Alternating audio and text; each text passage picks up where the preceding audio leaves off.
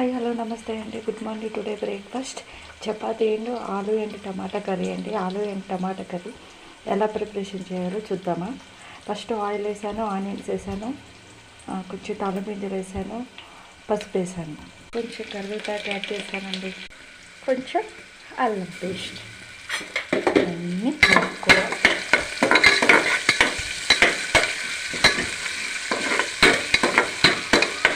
అంతా మంచిగా కలిపిన తర్వాత అన్నీ మగ్గినాయి కదా అండి, నెక్స్ట్ వెజిటేబుల్స్ వేయాలి.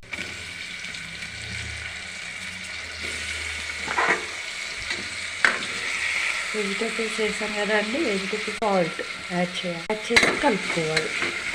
కొంచెం కారం యాడ్ చేయాలి, కొంచెం ధనియా మసాలా యాడ్ చేయాలి, మొత్తం కలుపుకోవాలి.